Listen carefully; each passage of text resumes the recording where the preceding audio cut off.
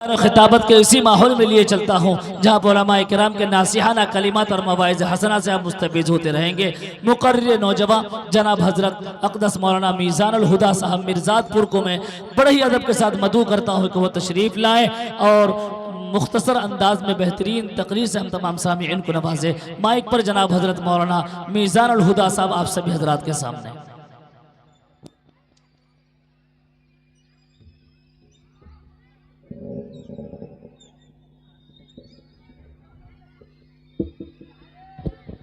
इंशाअल्लाह हज़रत की तकरीर के बाद शायर इस्लाम आरिफ आरिफी होंगे।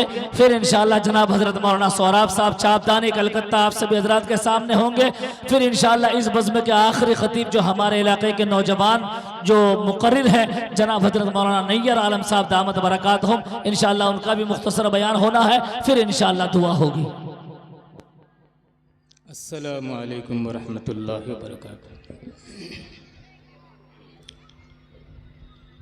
अल्लाहुम्मा लकल हम्दु कमा अंत अहलु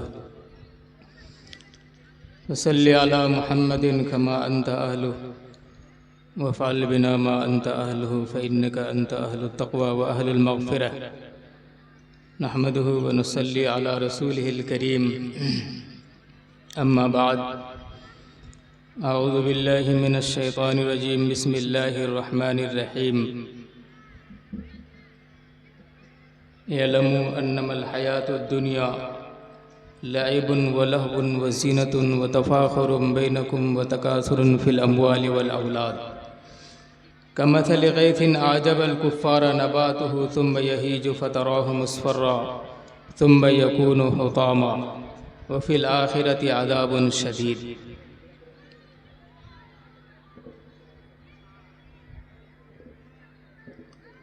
जो भाई खड़े हैं वो बराए मेहरबानी बैठ जाएं,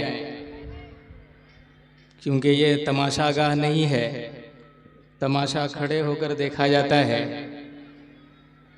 ये दीन की मजलिस है। दीन की मजलिस में बाअदब बैठा जाता है, इसलिए अदब से बैठे, अमल की नीयत से सुने, दूसरों तक पहुंचाने की नीयत से सुने, फिर जाके फ़ायदा होगा। वरना क्या होगा कि ये कान की अय्याशी होगी, फिर फ़ायदा कुछ भी नहीं होगा। तकरीर सुनेंगे ऐसे लगेगा जैसे सुधर गए और घर जाते जाते उधर गए। तो उधरना नहीं है, सुधर के रहना है। इसलिए ध्यान से सुने भाई दोस्तों बुजुर्गों। अल्लाह तबारक व तआला हमारा खालिक है, हमारा मालिक है, हमारा राज़िक है। उसने हमें ज़िंदगी दी, वही हमारा पालनहार है। उसने हमें अलग अलग शक्लों में पैदा फरमाया है। ज़मीन व आसमान को हमारी खिदमत में लगाया है। हुवल्लज़ी सख़्ख़र लकुमुश-शम्स वल क़मर, वही अल्लाह जिसने तुम्हारे लिए चाँद और सूरज को मुसख्खर कर दिया, यानी तुम्हारे ताबे कर दिया। वल्लज़ी सख़्ख़रल बहर, तुम्हारे लिए समुंदर को ताबे कर दिया। ताकुलून मिन्हु लहमन तरिया, तुम उससे ताज़ा ताज़ा गोश्त निकाल कर खाते हो मछली की शक्ल में। ये तुम्हारे लिए किया। तुम्हारे लिए ज़मीन बनाई, फिर ज़मीन में से अखरज मिन्हा माअहा व मरआहा, कि ज़मीन से तुम्हारे लिए पानी निकाला, चारा निकाला। मताअल्लकुम व लिअनामिकुम, तुम भी खाते हो, अपने जानवरों को भी खिलाते हो। वस्समाअ बनैनाहा बिअयदिन व इन्ना लमूसिऊन, हमने इन हाथों से आसमान को बनाया और उसको लंबा चौड़ा बना दिया। वअन्ज़लना मिनल मुअसिराति माअन सज्जाजा, और मैंने तुम्हारे लिए आसमान से मूसलाधार बारिश बरसाई। मैंने तुम्हारे लिए हर चीज का इंतजाम कर दिया। ये किस लिए किया? फिर तुम्हारे जिस्म के अंदर इतना बेहतरीन निजाम चलाया कि किसी की शक्ल किसी से नहीं मिलती। 7 अरब 8 अरब इंसानों को जमा करें मेरी नाक का नथना किसी के पास नहीं है, मेरी आंख की पुतली किसी के पास नहीं है, मेरी फिंगरप्रिंट किसी के पास नहीं है। बला वहुवल खल्लाकुल अलीम, वो कितना जबरदस्त खालिक है, वो कितना जबरदस्त खालिक है। ये जो आप आंख से देख रहे हैं, इसमें अल्लाह की कितनी बड़ी कारीगरी है कि 130 मिलियन कैमरे एक आंख में लगाए, दूसरी आंख में 130 मिलियन कैमरे लगाए। इस तरह 26 करोड़ बल्ब अल्लाह तबारक व तआला ने इन दोनों आंखों में लगाए, और 26 करोड़ बल्ब जलाने के लिए 52 करोड़ तार की जरूरत होती है, और उन 52 करोड़ तार को सिर्फ 1 मिलीमीटर से गुजारना होता है। 1000 मिलीमीटर का 1 सेंटीमीटर होता है, तो एक मिलीमीटर जगह से 52 करोड़ तार को गुजारा, और स्पार्किंग भी नहीं होने दी। अगर स्पार्किंग हो जाती तो सारी चीजें उल्टी नजर आती। जैसे आप माइनस प्लस कर देंगे तो पंखा सीधा चलने के बजाय उल्टा चलेगा, उसी तरह हमें सारी चीजें उल्टी नजर आती। और 26 करोड़ बल्ब में से अल्लाह अगर 10 करोड़ बल्ब को फ्यूज कर दे तो सारा जहान हमारे लिए बेरौनक हो जाए, सारा जहान सफेद हो जाएगा। फिर कोई औरत ये नहीं कहेगी, अपने शौहर को ताना नहीं देगी कि तुमने जो ये कपड़ा लाया, ये कलर तुम्हें पसंद कैसे आ गया, ये तो मैंने कभी पसंद नहीं किया, कैसे? क्योंकि सारा जहान ही सफेद हो जाएगा। फिर फूलों के रंग से हमें कोई फायदा नहीं मिलेगा। फिर कान लगाए, एक एक कान में 1 लाख टेलीफोन तार लगाए, जिससे हम सुनते हैं। जाल लकुमुस समा वल अबसार वल अफीदा, तुम्हारे लिए आंखें बनाई, तुम्हारे लिए कान बनाए, तुम्हें दिल दिया, लअल्लकुम तशकुरून, ताकि तुम शुक्र अदा करो। एक एक कान में 1 लाख टेलीफोन तार, अगर 1/3 फ्यूज हो जाए तो फिर इंसान अपने जिस्म पर खड़ा रह ही नहीं सकता। वो कभी आगे गिरेगा, कभी पीछे गिरेगा, कभी दाएं कभी बाएं, वो सीधा खड़ा नहीं हो सकता। फिर एक जबान दी जिससे हम मजा और जायका का पता करते हैं। इस जबान के अंदर एक 10,000 सुराख अल्लाह तबारक व तआला ने लगाए हैं, जिससे हम परखते हैं कि नमकीन खा रहे हैं, कड़वा खा रहे हैं, कसीला खा रहे हैं, मीठा खा रहे हैं। अल्लाह इस पे प्लस्तर कर दे, हमारे लिए गोश्त और मिट्टी बराबर है। फिर जायका के चखने के लिए अलग अलग जगह है कि नमक चखने के लिए जबान का अगला सिरा है, बस यूं जबान से लगाया पता चल गया नमक कम है या ज्यादा। अगर खाना खा के अगर चखना होता तो औरतें चखते चखते सारा सालन ही खा के खत्म कर देती, फिर भी चखना पूरा नहीं होता। यूं जबान लगाई, पता चल गया नमक कम है या ज्यादा है। फिर मिठाई के चखने की जो जगह है वो जबान का बीच का हिस्सा है, और वहीं यूं रसगुल्ला उठाया और जबान के बीच में रखा और चट कर गया। और दवा कड़वी होती है, और कड़वाहट के एहसास का जो मरकज है वो जबान का आखिरी हिस्सा है। इसलिए जो दवा जो कड़वी होती है उसको यूं अंदर हाथ डाल के अंदर डालते हैं, ऊपर से पानी पीते हैं। क्यों? इसलिए कि ये कड़वाहट के एहसास का मरकज है। इतनी छोटी सी जबान में अल्लाह ने क्या कारीगरी कर दी। फिर इंसान के जिस्म के अंदर अल्लाह तबारक व तआला ने जो रगें बनाई हैं, अगर इन रगों को निकाल कर अगर जमीन के गिर्द लपेटा जाए तो 3 मरतबे लपेटी जा सकती हैं, यानी 72,000 किलोमीटर में ये रगें फैली हुई हैं। फिर एक सेकंड का कोई आधा हिस्सा, उतने लम्हे में हमारा खून तमाम 72,000 किलोमीटर रगों को पहुंचता है, फिर वापस दिल में आ जाता है। ये कितना जबरदस्त खालिक है। अगर ये कोहनी न देता तो हम खाना कैसे खाते? अगर ये उंगली न देता तो हम चीज कैसे पकड़ते? फिर अगर कोहनी न होती तो हम तो कहते भाई अगर भूख लगती तो फिर किसी को बुलाना होता, भाई तुम सामने बैठो, खाना यहाँ रहेगा, तुम मुझे खिलाओ, मैं तुम्हें खिलाऊंगा। अगर ये घुटना न देता तो हम बैठते कैसे?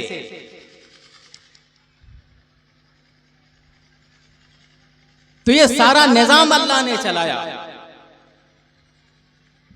सुम्मा अमातहु फअक़बरहु, कि जब तक तुम चाहोगे इस दुनिया में जिंदगी गुजारोगे, अल्लाह तुम्हें जिंदगी गुजारने का मौका देंगे, फिर एक वक्त आएगा कि तुम्हें मौत आ जाएगी, फिर तुम्हें कब्र के हवाले कर दिया जाएगा। सुम्मा इदा शाअ अनशरा, फिर जब चाहेगा उठा देगा। कालू या वैलना मम बासना मिन मरकदिना, कि मुर्दा कब्र से उठते हुए कहेंगे हाय हमारी हलाकत, हमें हमारी कब्रों से किसने उठा दिया, हम तो बड़े मजे की नींद ले रहे थे। तो कहा जाएगा हादा मा वअदर रहमान व सदक़ल मुरसलून, ये वो दिन है जिसका रहमान ने वादा किया था और रसूलों ने सच कहा था, पक्का वही दिन है। इन्नहुम यरौनहु बईदा व सनरा व नराहु करीबा, तुम तो कहते थे क़यामत बहुत दूर है, अभी बहुत दूर है, हम तो कहते हैं बस नजदीक नजदीक नजदीक, बस आंख बंद हुई बस क़यामत आ गई। वमा अमरुस्साअति इल्ला कलमहिम बिल बसर, कि क़यामत का मामला तो पलक झपकने के बराबर है। मौत लैसा मिनहुल फौत, कि मौत एक ऐसी हकीकत है जिससे कोई बच नहीं सकता, कि आप जितनी चाहें मौज कर ले, मस्ती कर ले। अल्लाह ने कुरान पाक में फरमाया, क्या फरमाया? एलमो, जान लो, सुन लो, अन्नमल हयातुद दुनिया, कि ये दुनिया की जो जिंदगी है ये खेल है, ये तमाशा है, ये माल औलाद की कसरत है, और तफाखुरुम बैनकुम व तकासुरुन फिल अमवाल वल औलाद कमथल गैथिन, जैसे कि खेती है, आजबल कुफ्फारा नबातुहु, जैसे कि खेती काश्तकार को भली मालूम होती है। जब नया नया खेत लगता है, लहलहाता है, रिश्तेदार आते हैं, उनका हाथ पकड़ के खेत की तरफ लेके जाते हैं, बगल बगल से फिराते हैं, बहुत अच्छा लगता है। फिर रिश्तेदार पूछता है समधी आपने इसमें कौन सा खाद डाल दिया था, इतना अच्छा लग रहा है। वो कहता है मैंने ये डाला, मैंने ये डाला, मैंने ये डाला। आजबल कुफ्फारा नबातुहु, कि काश्तकार को उसका पौधा बड़ा अच्छा लगता है।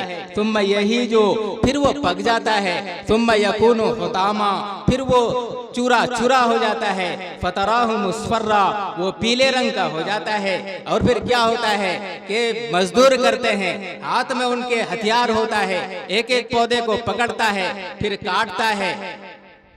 अब देखने वाला कह रहा है कि तुम तो इतनी हिफाजत कर रहे थे अपने खेत की और तुम बेदर्दी से इस खेत को काट रहे हो। वो कहता है इसका वक्त हो गया,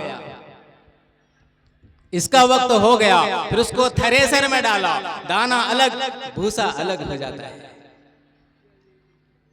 इसीलिए कहा कि ये दुनिया रब्बुल आलमीन की खेती है, इंसान उसका बीज है, मौत उसके काटने का हथियार है, कब्र छलनी है, मैदान महशर खलियान है, जन्नत और जहन्नम गोदाम है।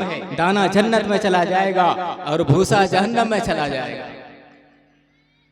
तो हम भूसा न बने, हम भूसा न बने। बड़ी दर्दनाक अजाब, बड़ा दर्दनाक अजाब, अजाबुन अलीम। कहा कि जैसे मुर्दा कब्र के अंदर रखा जाता है, तो अगर वो नेक हो तो कब्र कहती है तेरा आना मुबारक हो, बहुत अच्छा किया जो तू आ गया। अब जो मेरी पीठ पर जितने भी लोग चलते थे तो उनमें मुझे सबसे ज्यादा प्यारा था। अब जब तू मेरे हवाले हुआ है तो मेरा सलूक भी देखेगा। फिर कब्र उसके लिए मुंतहाए नजर तक चौड़ी कर दी जाती है, जन्नत का बिस्तर बिछा दिया जाता है, जन्नत की खिड़की खोल दी जाती है और फिर कहा जाता है नम कनौमतिल उरूस, ऐसे सो जाओ जैसे पहली रात की दुल्हन सोती है। अगर बेनमाजी हो, अगर बदकार औरत हो, अगर बेपर्दा औरत हो, अगर उसको कब्र में जैसे ही रखा जाता है, कब्र कहती है बहुत मनहूस इंसान है कि मेरी पीठ पर जितने लोग चलते थे तो उनमें सबसे ज्यादा तुझसे मुझे नफरत थी। अब जब तू मेरे हवाले हुआ है तो मेरा सलूक भी देखेगा। फिर दोनों तरफ से कब्र इस तरह दबाती है कि पसलियां एक दूसरे में घुस जाती हैं। अल्लाह के नबी सल्लल्लाहु अलैहि वसल्लम ने एक हाथ की उंगली को दूसरे हाथ की उंगली में डालकर बताया कि इस तरह हो जाता है। जहन्नम की खिड़की खोल दी जाती है, 99 अजदे उस सब पर मुसल्लत कर दिए जाते हैं। एक अजदहा इतना जहरीला कि अगर वो एक बार जमीन पर फुंकार मार दे तो क़यामत तक घास न उगे। एक बार डसता है वो जहन्नमी, वो मुर्दा 70 हाथ जमीन के नीचे चला जाता है। फिर उसके इतने लंबे लंबे नाखून होते हैं कि वो खोद के निकालता है। इतने लंबे नाखून के पूरा एक दिन लगे उस नाखून पर चलते हुए। तुम अमातहु फअकबरा, तुम्हें मौत देंगे अल्लाह, फिर कब्र के हवाले कर देंगे। तुम इदा शाअ अनशरा, जब चाहेंगे उठा लेंगे। कल्ला लम्मा यक़ज़ि मा अमरा, अरे तुम्हें क्या हो गया, तुमने मेरा हुक्म पूरा न किया। मैंने जो तुम्हें हुक्म दिया था, ए औरतों, ए मर्दों, ए नौजवानों, 5 वक्त मस्जिद के मीनारों से अजान की आवाज आ रही थी, तुम्हारे पास झुकने का मेरे सामने टाइम ही न था। क्या कर रहे थे? जब नाना दादा बनेंगे तब जाके नमाज पढ़ेंगे। नाना दादा बनेंगे तब जाके नमाज पढ़ेंगे। नाना दादा बनेंगे तब जाके दाढ़ी रखेंगे। तो क्या इस बात की गारंटी है कि अल्लाह नाना दादा बनाने के लिए रखेगा? नहीं, कुल्लु नफ्सिन ज़ाइक़तुल मौत तो है ही, लेकिन किसी को नहीं पता वमा तदरी नफ्सुम बिअय्यि अर्ज़िन तमूत, कौन किस हाल में मरेगा किसी को नहीं पता। कोई कहता है भाई आज तो हम मरते मरते बच गए, मरते मरते बच गए। तो भाई मरते मरते कब तक बचोगे? बचते बचते एक दिन मर भी जाओगे, मर जाएंगे। अलम नजालिल अर्ज़ किफ़ाता अहयाअ व अमवाता, कि हमने इस धरती को समेटने वाला बनाया। इसमें जिंदा भी रहते हैं, इसमें मुर्दा भी रहते हैं। मुर्दा जमीन के नीचे, जिंदा जमीन के ऊपर, बस इतनी सी बात है। फिर एक वक्त आएगा जो जिंदा है वो भी कब्र के नीचे, मिट्टी के नीचे चले जाएंगे। और ताजुब की बात तो यह है कि लोग बगैर तैयारी के जा रहे हैं, लोग बगैर तैयारी के जा रहे हैं। तैयारी नहीं है, बस मौत आई मर गए। आई भी नहीं, उई भी नहीं, ऊ भी नहीं, कुछ भी नहीं, ना अल्लाह बोल सके, ना कुछ बोल सके, ना कलमा पढ़ सके, बस यूं ही चले गए, बस जान दे देते हैं।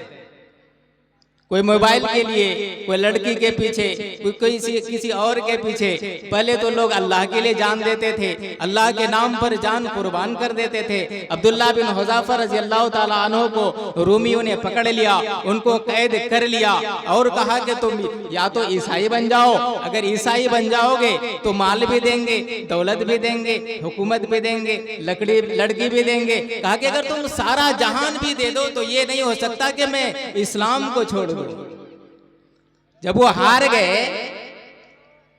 तो उनकी नजरों के सामने और भी मुसलमानों को पकड़कर लाया गया। बहुत बड़ी कढ़ाई में तेल गरम किया गया, एक एक को उठाया जाता और डाला जाता।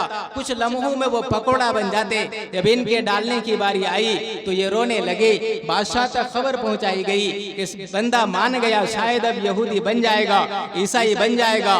बादशाह के पास बुलाए गए, कहा कि क्या आप मानते हो, क्या तो ईसाई बन जाओगे? कहा कि नहीं नहीं, मैं तो अभी नहीं बनूंगा, लेकिन मैं अपनी बेबसी पर रो रहा हूँ। मेरी बेबसी तो ये है कि मेरी एक जान है, तुम मार दोगे मैं मर जाऊंगा। मेरी तो ये तमन्ना थी कि मेरे जिस्म में जितने बाल हैं उतनी जानें होती और मैं हर जान को अल्लाह के नाम पर कुर्बान कर देता।